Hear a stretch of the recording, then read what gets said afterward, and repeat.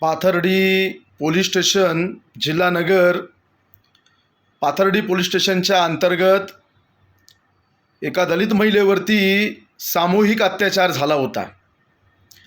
गुन्हा नोंद झालेला आहे, परंतु गुन्हा नोंद होऊन सुद्धा प्रशासन व्यवस्थेनं अद्याप आरोपी अटक केलेले नाही पोलिसांनी.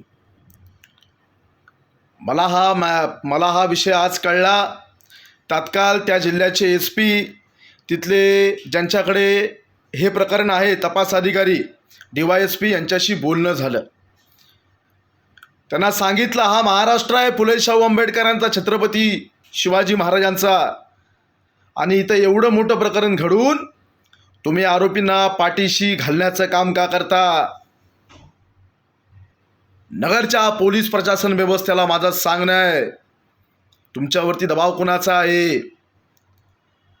येत्या 3 दिवसामध्ये आरोपी हे अटक झाल्याच पाहिजे. DYSPना मी सांगितलं माझ्या भाषेत काय सांगायचं, परंतु एवढं मोठं प्रकरण होऊन अद्याप सुद्धा आरोपींना पाठीशी घालण्याचं काम काय पोलीस प्रशासन व्यवस्थेचं?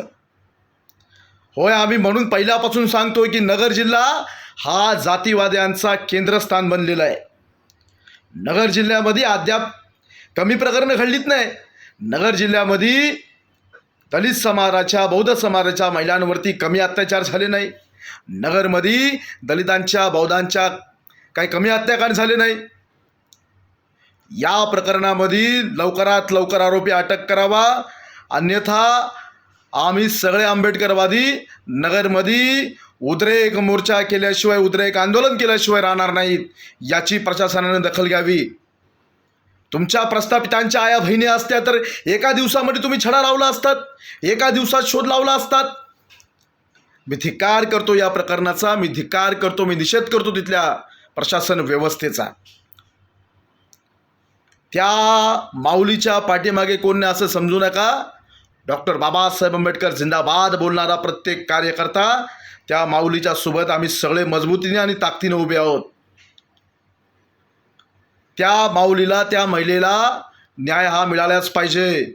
येत्या 3-4 दिवसामध्ये आरोपी हे अटक झाल्याच पाहिजे. नगर पोलिसांचा जाहीर निषेध करतो. आरोपी ताब्यात घ्या. आरोपी हे ताब्यात घेतल्याच पाहिजे लवकरात लवकर. जय भीम, जय संविधान. डॉक्टर बाबासाहेब आंबेडकर जिंदाबाद. नगर पोलीस प्रशासन मुर्दाबाद. डॉक्टर बाबासाहेब आंबेडकर जिंदाबाद.